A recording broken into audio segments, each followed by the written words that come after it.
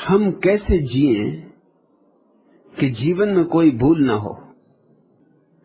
जीवन में भूल ना हो, अगर ऐसे जीना चाहोगे तो जी ही ना सकोगे, मरोगे सिर्फ। भूल तो सिर्फ मुर्दों से नहीं होती। अगर भूल से ही बचना है तो जल्दी से अपनी कब्र में समा जाओ, खुद ही खोद लो कब्र। और यही अधिक लोगों ने किया है। अधिक लोग जीते कहां? क्योंकि अधिक लोग भूलों से डरे हुए, इतने डरे हुए हैं कि जिए तो जिए कैसे, कहीं भूल ना हो जाए। भूल में कुछ बुराई नहीं, हां, एक ही भूल दोबारा नहीं होनी चाहिए। भूल से ही तो आदमी सीखता है, संवरता है। भूल ही तो धार रखती है, भूल ही तो तेजस्विता देती है। भूल तो चुनौती है। नई नई भूलें करो, रोज रोज भूलें करो। हां, वही वही भूलें मत करना। वही वही भूल जो करे वह जड़ बुद्धि, वह सीख नहीं रहा। एक बार तो क्षम्य है, क्योंकि बिना भूल किए तुम जानोगे ही कैसे कि वह भूल है। और बिना भटके कोई पहुंचा है, और बिना भटके जो पहुंच जाएगा उसमें रीढ़ नहीं होगी, उसमें प्राण नहीं होंगे, उसमें आत्मा नहीं होगी। मैंने सुना है, बड़ी पुरानी कहानी है मिस्र की, कि एक किसान ने बहुत परेशान होकर एक दिन ईश्वर से कहा। पुरानी कहानियों में ईश्वर इतना दूर नहीं था जितना अब है, सुन लेता था। ऐसे ही घर के छप्पर के पास ही रहता होगा। जोर से चिल्ला के कहा कि हद हो गई, ऐसा लगता है कि तुझे किसानी करनी आती ही नहीं। अगर 1 साल मौका मुझे दे तो मैं तुझे दिखलाऊं कि किसानी कैसे की जाती। सब उल्टा सीधा चल रहा है। जब पानी की जरूरत है पानी नहीं गिरता, बढ़ते पौधे सूख जाते। जब पानी की जरूरत नहीं तब पानी गिरता है, बड़े बड़ा पौधे बाढ़ में बह जाते। और फिर कितने कीड़े, कितने मकोड़े, और कितनी टिड्डी दल, और कितना कुहासा। तुझे कुछ होश है? तुझे खेती बाड़ी का कुछ पता है? ईश्वर ने कहा तो ठीक, इस साल तू संभाल, इस साल तू जैसा चाहेगा वैसा ही होगा। किसान ने सारी योजना बनाई। जीवन भर का अनुभवी किसान था। पाले देखे थे, ओले देखे थे, तूफान देखे थे, आंधियां देखी थी, अंधड़ देखे थे, बाढ़ देखी थी, सूखा देखा था, सब देख चुका था। उसने बड़ी व्यवस्थित योजना बनाई और उसकी खुशी का कोई ठिकाना न था। जब उसकी गेहूं के वृक्ष, गेहूं के पौधे आदमी के सिर के ऊपर जाने लगे तो उसने कहा अब पता चलेगा परमात्मा को खेती कैसी की जाती। और बड़ी बड़ी बालें आई, पौधे भी बड़े थे और बड़े हरे थे। जब पानी की जरूरत थी, जितनी जरूरत थी उतना पानी उसने मांगा, उतना पानी गिरा। जब धूप की जरूरत थी, सूरज की जरूरत थी, जितनी जरूरत थी उतना उसने मांगा, उतना सूरज चमका।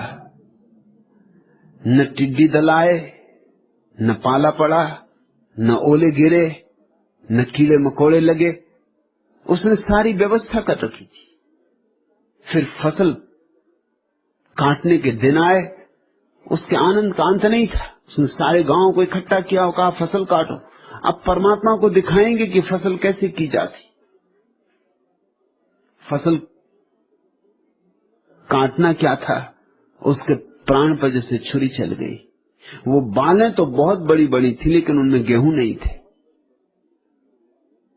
उसने परमात्मा से कहा ये क्या हुआ, ये क्या मजाक हुआ, इतनी बड़ी बालें, इतने बड़े पौधे, इतनी व्यवस्था, सब चीजें समय पर मिली, गेहूं क्यों पैदा नहीं हुए? आकाश से खिलखिलाहट की हंसी आई। उसने कहा तू पागल है, गेहूं पैदा होने के लिए संकट चाहिए, असुविधाएं चाहिए।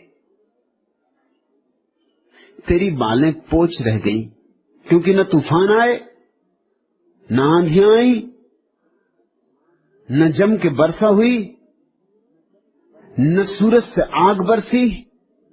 तूने सारी सुविधा कर दी, तूने सारी व्यवस्था कर दी, तो बालें पोच रह गई। संकट में, संघर्ष में, चुनौती में आत्मा पैदा होती। भूलों से मत डरो हरिदास, जी भर के भूलें करो, बस एक ही भूल दोबारा मत करना। अगर इतना ही स्मरण रहे तो हर भूल तुम्हें पाठ दे जाएगी, हर भूल तुम्हें आगे बढ़ा जाएगी।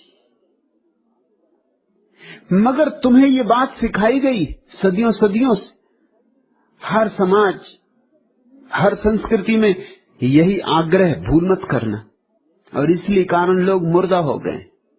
भूल मत करना, जरा रास्ते से हट के मत चलना, लीक पे चलो, जरा भी लकीर से यहां वहां मत होना। तो लोग चल रहे हैं लकीर के फकीर, उनमें कोई आत्मा नहीं है, उनकी बालों में कोई गेहूं नहीं पकते, उनके भीतर कोई प्राण सघन नहीं होते, उनके भीतर एक तरह की नपुंसकता रह जाती, उनके भीतर बल नहीं पैदा हो पाता, पौरुष नहीं जगता। सुरक्षित, सब भांति सुरक्षित, कैसे पौरुष जगे? उनके भीतर प्रतिभा में भी जंग लगी रहती, उनकी प्रतिभा में भी निखार नहीं आता। उनका दिया भी जलता है तो धुआं धुआं, रोशनी कम। भूल ही नहीं की जीवन में।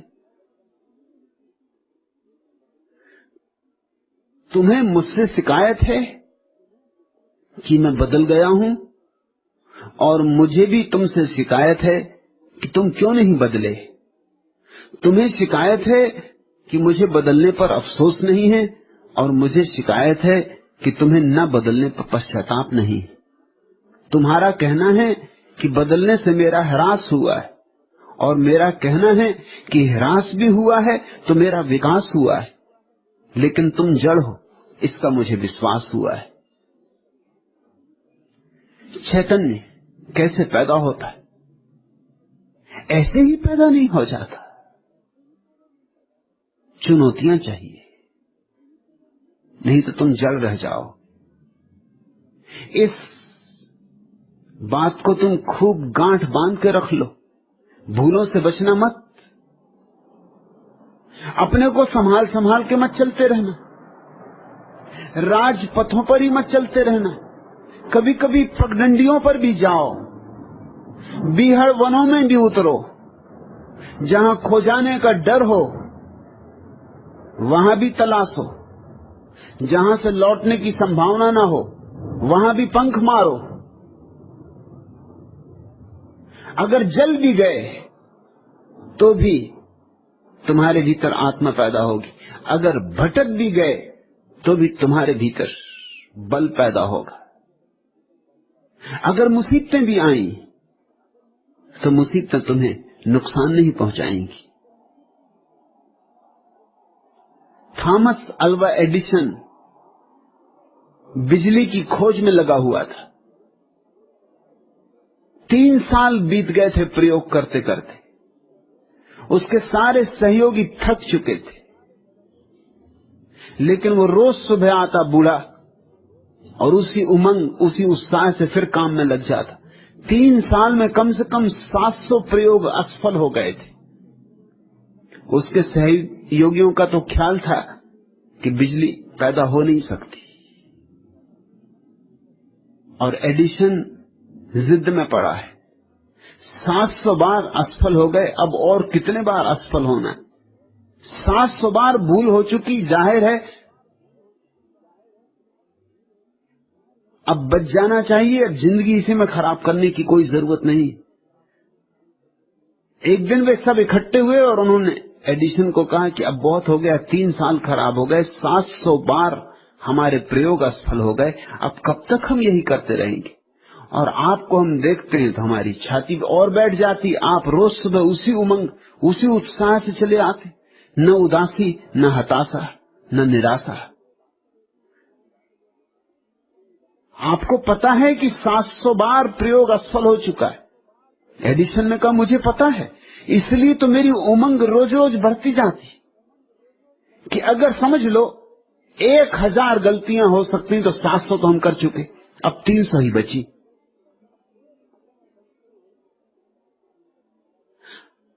$700 दरवाजे हम टटोल चुके, दरवाजा नहीं मिला। रोज दरवाजे कम होते जा रहे हैं, ठीक दरवाजा करीब आता जा रहा है, घबराओ मत। और यही हुआ। 6 महीने के प्रयोग के बाद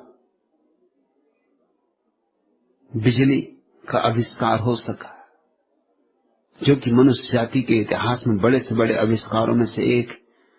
लेकिन अगर एडिशन भूलें करने से डरता तो यह आविष्कार नहीं हो सकता था। तुम जरा वैज्ञानिकों का जीवन उठा के देखो, कितनी भूलें करते, रोज भूलें करते, लेकिन भूलों का कोई हिसाब नहीं रखता। जब वो जीत जाते हैं और ठीक हो जाता है, बस ठीक का इतिहास लिखा जाता है। इससे बड़ी भ्रांति पैदा होती। महावीर ने 12 वर्ष ध्यान किया, बस तुम्हारे पुराणों में उल्लेख है सफलता का। 12 वर्ष क्या कर रहे थे? 12वें वर्ष सफल हुए,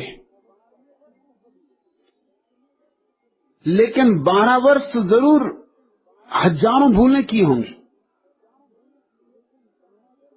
उनका कोई उल्लेख नहीं करता। जब जीत हो जाती है तो लोग फिक्र ही छोड़ देते हैं इस बात की कि कितनी बार हार हुई जीत होने के पहले, हर जीत के पीछे कितनी हारें छिपी,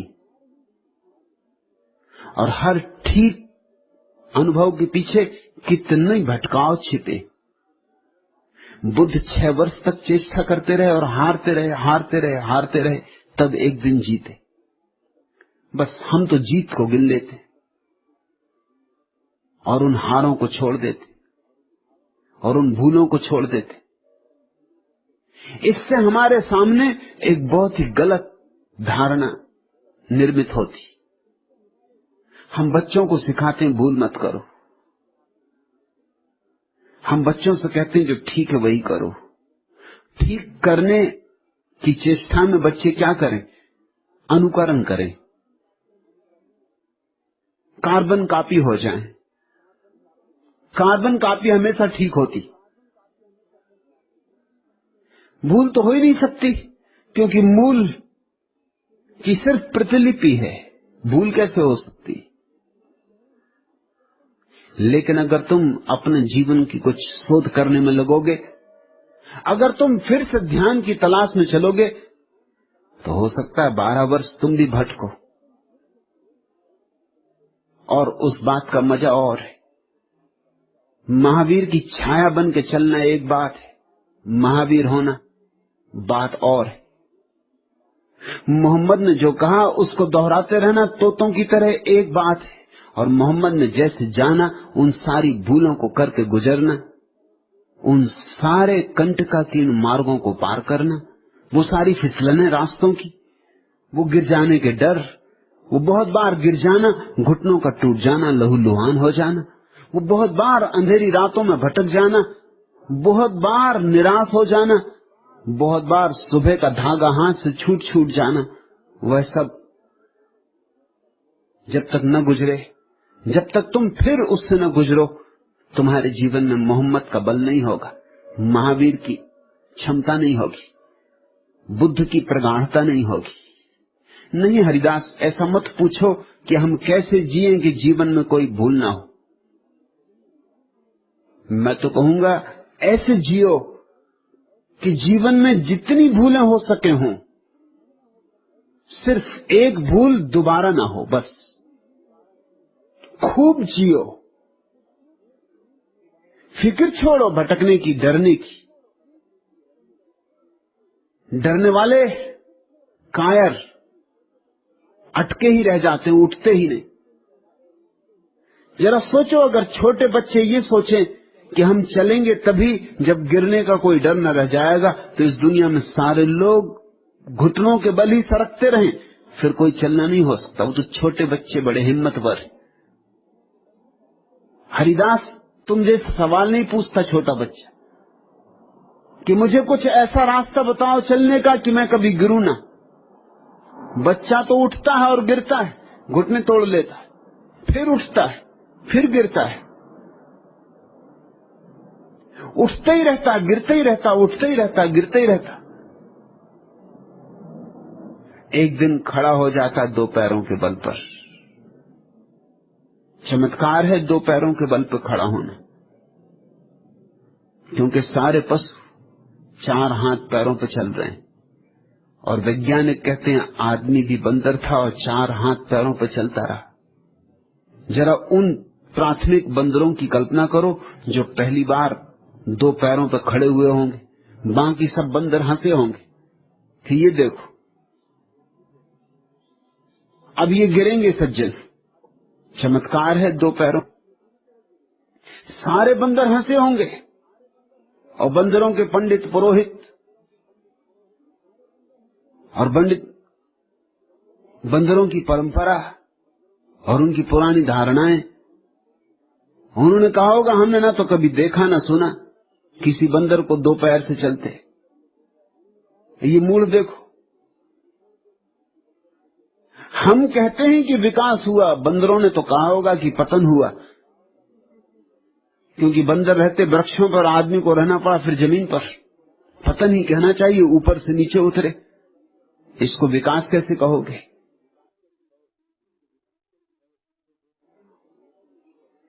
लेकिन जो पहले बंदर दो पैरों पर चले बहुत बार गिरे होंगे, बहुत बार गिरे होंगे। जैसे छोटा बच्चा गिरता है, उनके घुटने टूट गए होंगे, लहूलुहान हो गए होंगे, लेकिन फिर भी वे कोशिश करते रहे। उनकी कोशिश एक दिन सफल हुई। उनकी सफलता से ही मनुष्यता का जन्म हुआ, क्योंकि जिस दिन दो हाथ चलने के काम से मुक्त हो गए, उस दिन दो हाथ और दूसरे काम के लिए मुक्त हो गए। फिर हम बहुत कुछ काम कर सके। अगर चारों हाथ पैर चलने में ही लगे रहें तो कुछ और नहीं किया जा सकता।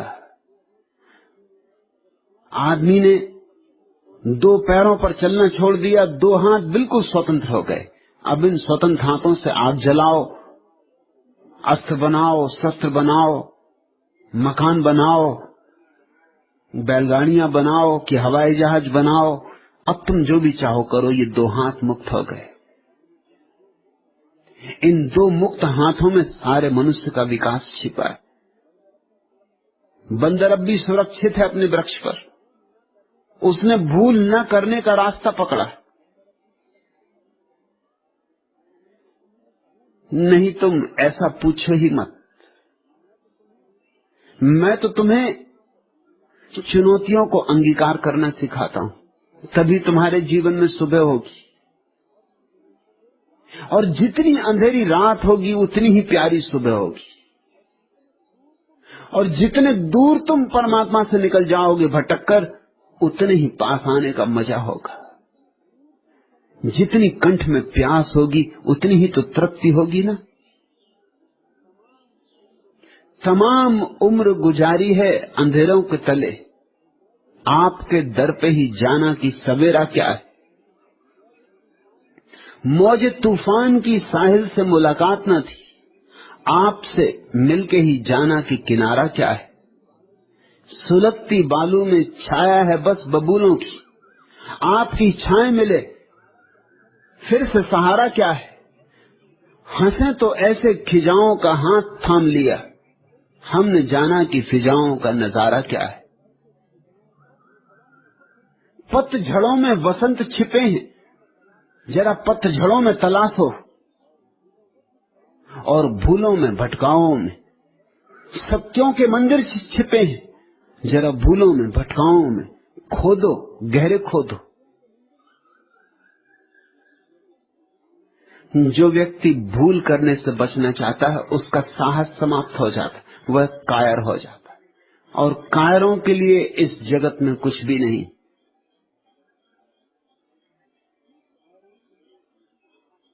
एक साहस चाहिए कि ठीक है, भटकेंगे तो भटकेंगे। जीसस की प्रसिद्ध कहानी, एक बाप के दो बेटे। छोटा बेटा जुआड़ी, शराबी, वैश्यगामी। बड़ा बेटा मंदिर जाए, पूजा करे, पाठ करे, दुकान में मन लगाए, खेतीबाड़ी में डूबे। आखिर बड़े भाई ने कहा कि छोटे भाई के साथ रहना मेरा नहीं चल सकता, मैं कमाऊं और ये गंवाए, हमें अलग कर दे। तो बाप ने दोनों को आधी आधी संपत्ति बांट दी और अलग कर दिया। छोटा बेटा तो आधी संपत्ति लेके तत्काल शहर चला गया। छोटे गांव में क्या करेगा, वहां ज्यादा भूल करने की सुविधाएं भी नहीं थी।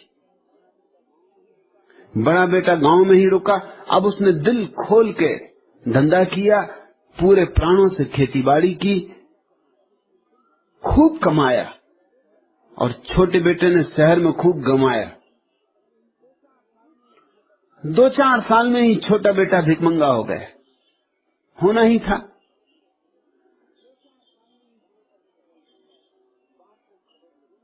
बाप को खबर लगी कि छोटा लड़का भीख मांग रहा है, सब बर्बाद हो गया।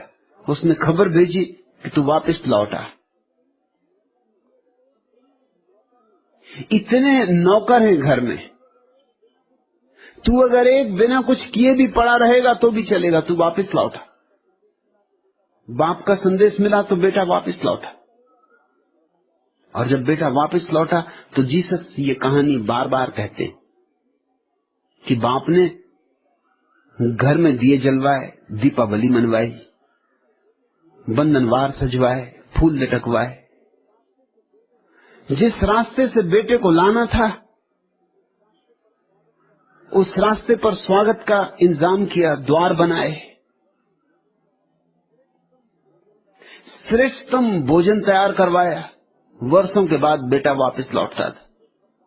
बड़ा बेटा खेत पर काम कर रहा था, भरी दोपहरी धूप में। किसी ने उसको खबर दी कि अन्याय की भी एक सीमा होती, तू तो बाप की सेवा करते करते मरा जा रहा है। अभी भी दोपहरी में छाया में नहीं बैठा है, खून पसीना कर रहा है, और तेरे स्वागत में कभी बंधनवार न बंधे, कभी दीपावली न मनाई गई, कभी सुगंधें न छिड़की गई, कभी बैंड बाजे न बजे, और तुझे पता है तेरा छोटा भाई बर्बाद होके भिखमंगा होके लौट रहा है। सहनाई ये जो बज रही उसी के लिए बज रही। स्वभाव था बड़े भाई को बहुत आघात हुआ, ये तो अन्याय है। वो घर लौटा, उसने अपने पिता को कहा कि ये अन्याय है, मेरा कभी स्वागत नहीं हुआ, मैं सदा आपके चरणों में सेवा में रहा, मैंने कभी कोई जीवन में भूल नहीं की, सदा आपने जो कहा वही किया, और छोटे ने जो आपने कहा उससे उल्टा किया, और उसका स्वागत किया जा रहा है।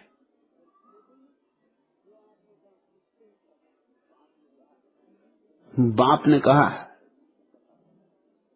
तुझे पता होगा, तुझे भली भांति पता होगा, क्योंकि तू खेतों पर रहता है, अपने पास भी भेड़े हैं, तू कभी भेड़ों को भी लेकर पहाड़ों पर जाता है। तुझे भली भांति पता होगा कि अगर कभी कोई भेड़ जंगल में भटक जाए तो गड़रिया अपनी 1000 भेड़ों को असुरक्षित छोड़कर उस एक भेड़ की तलाश में आधी रात जंगल में जाता है, और जब भटकी भेड़ उसे मिल जाती है तो उस भटकी भेड़ को कंधे पर लेकर लौटता है, और जो भेड़ें कभी नहीं भटकी उनको कभी कंधे पे लेके नहीं लौटता, लौटने का सवाल ही नहीं उठता। तू मेरे पास है, तेरे स्वागत का कोई सवाल नहीं। लेकिन जो दूर चला गया था और बहुत भटक गया था और वापस लौट रहा है, उसका स्वागत जरूरी है। जीसस कहते थे, ये कहानी सिर्फ किसी पिता और उसके बेटों की कहानी नहीं, ये कहानी अस्तित्व की कहानी, ये परमात्मा की कहानी। यहां जो दूर जितने भटक जाता है, परमात्मा उसके स्वागत के लिए उतना ही तैयार है। क्योंकि दूर भटका हुआ आदमी कुछ कमा लेता है, कुछ जो बड़ा अदृश्य है। तुमने भी ख्याल किया होगा, जिन लोगों ने जीवन में कभी भूल चूक नहीं की, उनको अगर तुम देखोगे तुम उन्हें गोबर गणेश पाओगे। बिठा दो एक कोने में सजा के तो अच्छे लगते, और किसी काम का ना पाओगे। भीतर बिल्कुल पोच, गेहूं है ही नहीं। और जिन लोगों ने जीवन में बहुत भूलें की, बहुत भटके, बहुत ठोकरें खाई, दर दर दरवाजे दरवाजे, उनमें तुम एक तरह का बल पाओगे, एक तरह की गरिमा पाओगे, एक तरह का गौरव पाओगे। उनमें तुम पाओगे कुछ जिसको आत्मा कहा जा सकता है। इसलिए मैं नहीं कहता हरिदास कि भूले ना करो, मैं तो कहता हूं भूले करो, होश पूर्वक करो। मेरी शिक्षा बिल्कुल भिन्न है। भूले करो, जरूर करो, होश पूर्वक करो। हर भूल से सीखो और हर भूल को निचोड़ लो और उसको अपना अनुभव बना लो। तमाम उम्र गुजारी है अंधेरों के तले, आपके दर पे ही जाना कि सवेरा क्या है। तब आएगा वह दरवाजा सुबह का, जब जिंदगी भर न मालूम कितनी अमावसों के नीचे गुजारोगे। मौज तूफान की साहिल से मुलाकात न थी, आपसे मिलके ही जाना कि किनारा क्या है। कभी मिलेगा किनारा, तभी होगा मिलन सत्य से, जब तो बहुत बहुत तूफानों में अपनी नैया को छोड़ोगे और बहुत बहुत तूफानों को पार करके आओगे, बहुत बहुत खतरे डूबने के उठाओगे, तो ही किनारा है। जो किनारे पे ही रहे और तूफान न जाने, उनके लिए क्या खाक किनारा है। जो तूफानों को पार करके आए, उनके लिए ही किनारा किनारा है। जिन्होंने मझधारों को किनारा बना लिया, उनके लिए ही किनारा किनारा है। जीवन सस्ता नहीं है और जीवन के प्रत्येक अनुभव के लिए चुकाना पड़ता है, कुछ चुकाना पड़ता है, कोई कीमत चुकानी पड़ती। भूलें और उन भूलों के कारण हुए दुख और पश्चाताप और पीड़ाएं मूल्य हैं जो आत्मवान व्यक्ति को चुकाना ही होगा। चुकाओ और तुम जितना चुका सकोगे उतना ही पाओगे, न ज्यादा न कम। इस जगत में अन्याय नहीं है, प्रत्येक को उतना ही मिलता है जितनी क्षमता वो अर्जित कर लेता है। मगर क्षमता कैसे अर्जित होती? घर के कोने में छिप के बैठ जाने से क्षमता अर्जित नहीं होती। और वही तुम्हें सिखाया गया, खासकर इस देश में तो यही सिखाया गया सदियों से कि कुछ भूल भर न करना। परिणाम ये हुआ कि पूरा देश गोबर गणेश हो गया है। एक कोने से लेकर दूसरे कोने तक मुर्दों की कतारें हैं, जिनमें जीवन नाम मात्र को भी नहीं। नहीं तो ये कहीं हो सकता था कि हजारों साल तक ये देश गुलाम रहे। छोटी छोटी कौमें आई, जरा जरा से लोग, जिनकी कोई ताकत न थी, क्षमता न थी, वे भी जीत गए। हूण आए, बर्बर आए, तातार आए, मुगल आए, अंग्रेज आए, पुर्तगीज आए, फ्रेंच आए, जो भी आया, इस विराट देश को क्षण भर में मुट्ठी में कर लिया। क्या कारण रहा होगा? और ये देश बातें करता है आत्मा की, परमात्मा की, और ये देश बातें करता अमृत जीवन की, शाश्वत जीवन की। लेकिन असलियत कुछ और है। देश बहुत कायर हो गया है, और कायर हो जाने के पीछे कारण क्या है? कारण है ये मौलिक शिक्षा, भूल न करना, संभल संभल के चलना, गिरना मत। अगर गिरने का डर हो तो चलना ही मत, बैठे ही रहना। बैठे रहना बेहतर है गिरने की बजाय, न चलना बेहतर है, मगर भटकना मत। लेकिन पहुंचना हो अगर कहीं तो भटकने की जोखिम उठानी ही पड़ेगी। जोखिम जीवन है।